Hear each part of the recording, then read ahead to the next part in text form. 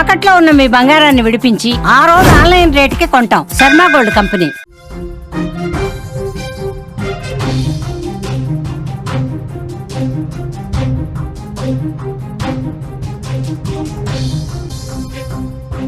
Breaking news చూస్తున్నాం. తిరుపతిలో మృతదేహాలు కలకలం రేపుతున్నాయి. అడవి మధ్యలో 4 మృతదేహాలు కనిపించాయి. పురుషుడు చెట్టుకు వేలాడి ప్రత్యక్షమయ్యాడు. పక్కనే ఒక మహిళ మృతదేహం కూడా ఉంది. వారికి సమీపంలో 2 గుంతలు కనిపిస్తున్నాయి. గుంతల్లో పిల్లల మృతదేహాలు ఉన్నట్టుగా అనుమానం వ్యక్తమవుతోంది. తమిళనాడు కుటుంబంగా అనుమానిస్తున్నారు పోలీసులు.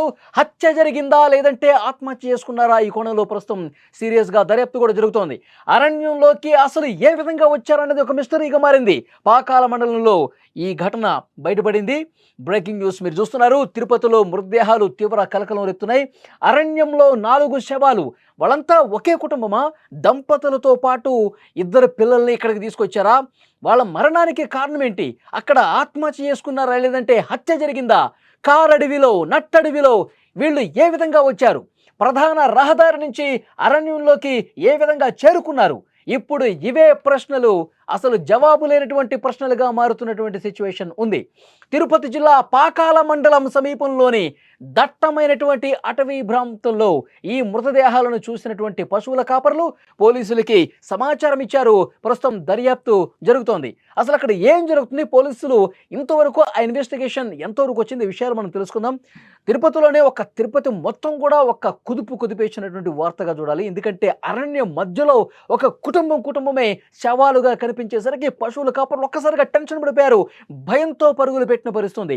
ఆ సీన్ చూసి గజగజ వణికిపోయారు. వెంటనే పోలీసులకు సమాచారం ఇచ్చారు. పోలీసులు అక్కడికి వచ్చి చూశారు. పురుషుడు మృతదేహం ఒక చెట్టుకు వేలాడదీసి ఉంది. పక్కనే మహిళ మృతదేహం ఉంది.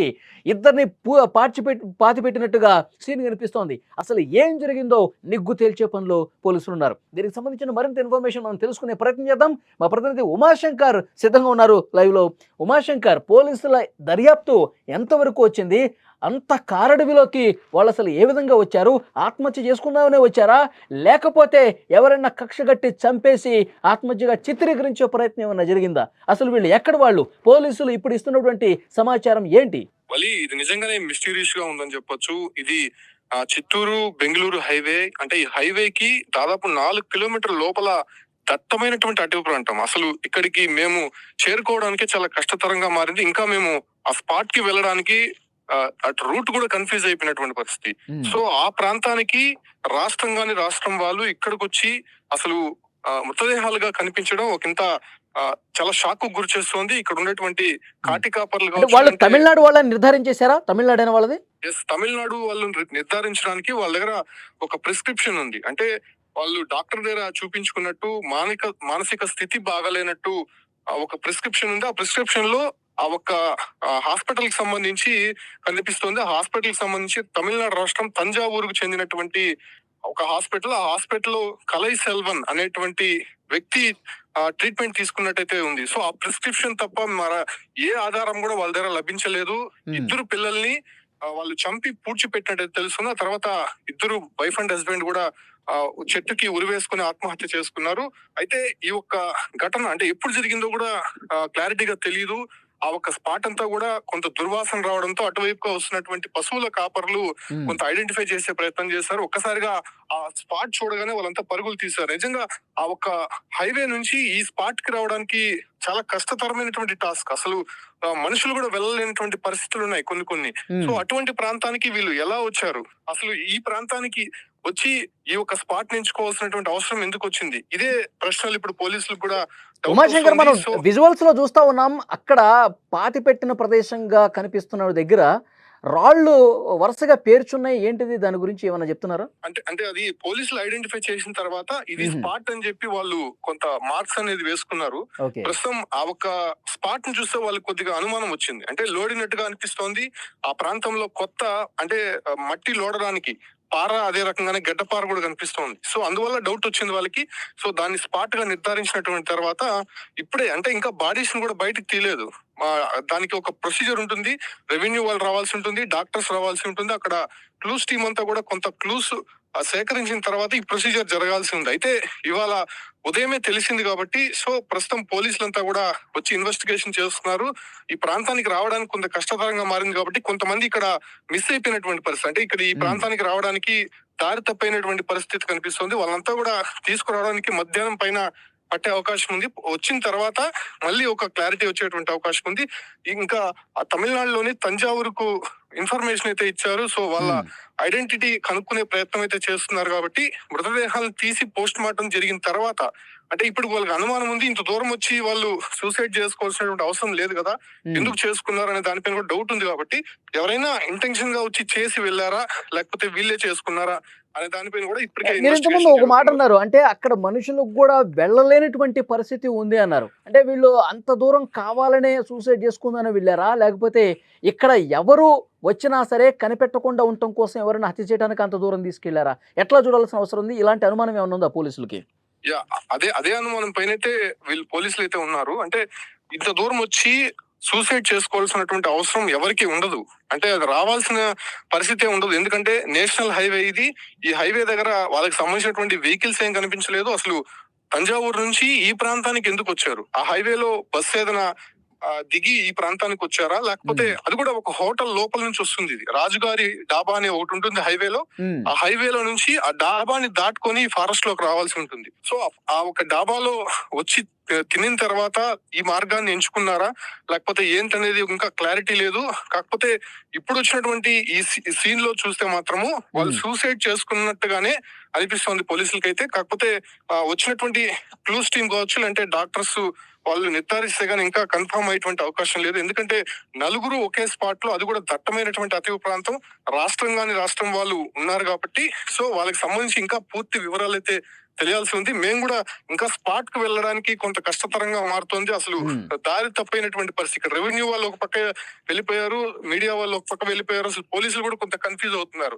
లోకల్ గా ఉన్నటువంటి పశువుల కాపర్లని కొంత వాళ్ళు దారి చూపిస్తే గానీ వెళ్ళలేనటువంటి పరిస్థితి కనిపిస్తుంది. కాబట్టి స్పాట్ కు వెళ్ళిన తర్వాత ఈ డిపార్ట్మెంట్స్ అన్ని వచ్చిన తర్వాత ఒక క్లారిటీ వచ్చేటువంటి అవకాశం కనిపిస్తుంది. అక్కడ మనకి విజువల్స్ లో కొన్ని వస్తువులు కనిపిస్తున్నాయి. అంటే ఆ నలుగురికి సంబంధించినటువంటి ఆధారాలు ఇప్పటి వరకు ఏం సేకరించారు, వాళ్ళకి ఏం కనిపించినాయి, ఏం చెప్తున్నారు పోలీసులు? అంటే ప్రస్తుతం ఆ మృతదేహాలు ఏవైతే ఉరేసుకున్నాయి చనిపోయి ఉన్నారో సో వాళ్ళకి సంబంధించి వాళ్ళ పాకెట్ లో ఉన్నటువంటి ఒక్క ప్రిస్క్రిప్షన్ మాత్రమే ఇప్పటి వరకు లభించింది. దాని తర్వాత అక్కడ లోడినటువంటి మట్టి తీసినటువంటి కొన్ని పరికరాలు కనిపించాయి. కాబట్టి సో ఇద్దరిని ఇక్కడ తొవి పాతి పెట్టినట్టయితే కొంత క్లారిటీ వచ్చారు. దానికి మించి ఏ ఆధారం ఇప్పుడు మన ఫోటోల్లో చూస్తున్నాం, ఉమాశంకర్ ఒక దుస్తులకు సంబంధించిన దృశ్యం ఒకటి కనిపిస్తోంది, ఒక చెప్పు కనిపిస్తోంది, మిగతావి కొన్నేవో వస్తువులు కనిపిస్తా ఉన్నాయి. వాటినైతే స్వాధీనం చేసుకున్నారు కదా?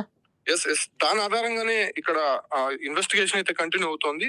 అయితే ఆ ప్రాంతం నుంచి వచ్చేటటువంటి ప్రదేశం అంతా కూడా పోలీసులు కూడా గాలించారు. సో అక్కడ కూడా ఎటువంటి క్లూ దొరకలేదు వాళ్ళకి. సో స్పాట్ కు వచ్చిన తర్వాత గానీ ఇక్కడ కూడా చెట్లు గుబురుగా ఉన్నాయి. ఆ గుబురుగా ఉన్నటువంటి చెట్ల మధ్యలో ఎవరికి కనిపించకుండా ఈ ప్రొసీజర్ అంతా వాళ్ళు చేసినట్టయితే తెలుస్తుంది. అయితే ఎప్పుడు జరిగింది, ఆ ఒక కుళ్ళిపోయినటువంటి శవాలు ఎప్పుడు చనిపోయి ఉంటాయి అనే దానిపైన కూడా ఇంకా క్లారిటీ రాలేదు. కాబట్టి సో అవన్నీ కూడా ఉన్నటువంటి ఆధారాలని బేస్ చేసుకొని ఇన్వెస్టిగేషన్ అయితే చేస్తున్నారు. కాకపోతే వాళ్ళ దగ్గర ఎటువంటి ఫోన్స్ కూడా లేనటువంటి పరిస్థితి. ఫోన్స్ లేవు, కనీసం ఆధార్ కార్డులకు సంబంధించినటువంటి కొన్ని ఐడెంటిటీస్ ఎక్కడా కూడా కనిపించలేదు. కేవలం వాళ్ళు ఉన్నటువంటి కట్టుబట్టలతోనే ఇక్కడికి వచ్చినట్టయితే తెలుస్తుంది. అయితే వాళ్ళ జోబులో మాత్రం ఒక ప్రిస్క్రిప్షన్ ఆధారంగానే ఇప్పుడు ఇన్వెస్టిగేషన్. ఉమాశంకర్, ఇద్దరు పిల్లల్ని పాతి పెట్టినట్టుగా ఇన్ఫర్మేషన్ వస్తుంది కదా, ఆ పాతి పెట్టినటువంటి ఆ మట్టినంతా తవ్వి మృతదేహాలను ఏమైనా స్వాధీనపరుచుకున్నారా? ఆ ప్రక్రియ ప్రారంభమైందా? ఎస్, ఆ ప్రక్రియ చేయడానికే ఇక్కడ టీమ్స్ రావాల్సి ఉంది. అంటే దీని ప్రొసీజర్ ఏంటంటే మామూలుగా రెవెన్యూ సెక్షన్ వాళ్ళు ఈ యొక్క ప్రాంతానికి సంబంధించినటువంటి వాళ్ళు రావాల్సి ఉంటుంది. దాంతో పాటు డాక్టర్స్ టీం రావాల్సి ఉంటుంది. అదే రకంగానే ఇక్కడ ఆ తవ్వడానికి మనుషులు కూడా రావాల్సి ఉంటుంది. ఇక్కడ సిచ్యువేషన్ ఏంటంటే హైవే నుంచి దాదాపు 4 కిలోమీటర్ల లోపలికి ఉంది కాబట్టి అది కూడా దట్టమైనటువంటి అటవీ ప్రాంతం కాబట్టి మొదటగా పోలీసులు ఇక్కడికి చేరుకున్నారు, ఆ తర్వాత రెవెన్యూ వాళ్ళు చేరుకున్నారు. కానీ కొంతమంది మనుషులు కావాల్సి ఉంటుంది, ఇంకా డాక్టర్స్ వాళ్ళంతా రావాల్సి ఉంది. ఇక్కడ ఏంటంటే రావడానికి దాదాపు కష్టతరంగా మారుతోంది. రూట్ క్లియరెన్స్ లేదు. కాబట్టి కొంత లేట్ అయ్యేటువంటి అవకాశం కనిపిస్తుంది. వాళ్ళ మధ్యాహ్నానికి ఆ టీమ్స్ అంతా చేరుకున్న తర్వాత ప్రొసీజర్ స్టార్ట్ అయ్యేటువంటి అవకాశం కనిపిస్తుంది. ఓకే, ఇప్పుడు తంజావూరు నుంచి ఏమన్నా అప్డేట్ వచ్చే అవకాశం కనిపిస్తుందా? వీళ్ళు అసలు ఎవరు, ఏ ప్రాంతానికి సంబంధించిన వాళ్ళు, వీళ్ళకి బాధలు ఏంటి, లేకపోతే ఎవరైనా కక్ష కట్టుకుని చేశారంటానికి ఏమన్నా అనుమానించే పరిస్థితి, ఈ డీటెయిల్స్ ఏమన్నా ఎప్పుడు తెలిసే అవకాశం ఉంది? ఆ ప్రిస్క్రిప్షన్ లో ఉన్నటువంటి విధంగా తంజావూరులో ఒక సైకలాజికల్ డిపార్ట్మెంట్ కి సంబంధించినటువంటి ఒక హాస్పిటల్ కి వెళ్లారు. సో ఆ హాస్పిటల్ కి ఇప్పటికే సమాచారం ఇచ్చినట్టయితే తెలుస్తుంది. సో ఇచ్చిన తర్వాత వాళ్ళు ఎవరు ఏంటనే దానిపైన ఇప్పుడు హాస్పిటల్ వాళ్ళు ఎంక్వైరీ చేసి వాళ్ళు పూర్తి ఆధారాలతో పోలీసులకు ఇవ్వాల్సి ఉంది. వాళ్ళ ఉదయమే వాళ్ళు ఇచ్చారు కాబట్టి ఆ ప్రొసీజర్ కూడా జరుగుతుంది. తంజావూరుకి సంబంధించినటువంటి పోలీస్ స్టేషన్ కూడా ఇన్ఫార్మ్ చేశారు కాబట్టి ఓకే, ఆ డీటెయిల్స్ అనేది ఇంకా రాలేదు. వస్తే గానీ వీళ్ళు ఎవరు ఎందుకు వచ్చారు అనే దానిపైన కూడా ఒక క్లారిటీ వచ్చే అవకాశం. ఓకే ఉమాశంకర్, మరింత ఇన్ఫర్మేషన్ కోసం మళ్ళీ ఒకసారి మిమ్మల్ని కాంటాక్ట్ అవుతాం. అది తిరుపతిలో ఒక షాకింగ్ వార్త ఇది. 4 మృతదేహాలు అక్కడ కనిపించాయి. ఎందుకంటే ఎప్పుడైతే ఈ వార్త బయటకు వచ్చిందో అక్కడ పశువుల కాపర్లు ఆ కారడవిలోకి, ఆ నట్టడవిలోకి వెళ్తున్న క్రమంలో దుర్వాసన వచ్చింది వాళ్ళకి. ఏందా అని చెప్పి దగ్గరికి వెళ్ళి చూస్తే ఒక పురుషుడి మృతదేహం చెట్టుకు వేలాడుతూ కనిపించింది. ఆ పక్కనే మహిళ మృతదేహం ఉంది. ఇద్దరిని పాతి పెట్టినట్టుగా అక్కడ స్థలం కనిపిస్తోంది. వెంటనే వాళ్ళు ఒక భయగొల్పితున్నటువంటి వాతావరణంలో ఈ షాకింగ్ ఘటన ఇదంతా చూసిన తర్వాత, ఆ ప్రాంతం మొత్తం ఇదంతా చూసిన తర్వాత గజగజ వణికిపోయారు. వెంటనే స్థానిక పోలీసు యంత్రాంగానికి సమాచారం ఇస్తే వాళ్ళు వచ్చిన తర్వాత మొత్తం ఇదంతా చూశారు. మనుషులు కూడా అక్కడికి వెళ్ళాలంటే చాలా కష్టపడాల్సిన పరిస్థితి వస్తుంది. తమిళనాడుకి సంబంధించినటువంటి వ్యక్తులుగా తెలుస్తుంది. ఎందుకంటే తంజావూరులో ఒక హాస్పిటల్కి వెళ్ళిన ప్రిస్క్రిప్షన్ అక్కడ దొరికినట్టుగా తెలుస్తుంది, ఒక మహిళకు సంబంధించి. అలాగే అక్కడ ఉన్నటువంటి వస్తువులను బట్టి కూడా నిర్ధారించారు. మొత్తం 4గురుగా గుర్తించినట్టుగా తెలుస్తోంది. వాళ్ళు అసలు ఎవరు, ఎందుకు తిరుపతిలో ఇంత అడవి లోపలికి వెళ్ళిపోయి చనిపోవాల్సినటువంటి అవసరం ఎందుకు వచ్చింది? వీళ్ళు నిజంగానే ఆత్మహత్య చేసుకున్నారా, లేకపోతే హత్య కోణం ఏమైనా ఉందా? ఇవన్నీ కూడా త్వరలోనే తేలుస్తామని పోలీసులు చెప్తున్నారు. ప్రస్తుతం అక్కడ పోస్ట్ మార్టానికి సంబంధించినటువంటి ప్రక్రియ కూడా ప్రారంభమైనట్టుగా ఇన్ఫర్మేషన్ వస్తుంది. అసలు వాళ్ళు ఎవరు, ఎందుకు ఈ విధంగా జరిగిందన్నది కూడా మరికొద్ది గంటల్లోనే ఇన్ఫర్మేషన్ బయటకు వచ్చే అవకాశం ఉంది.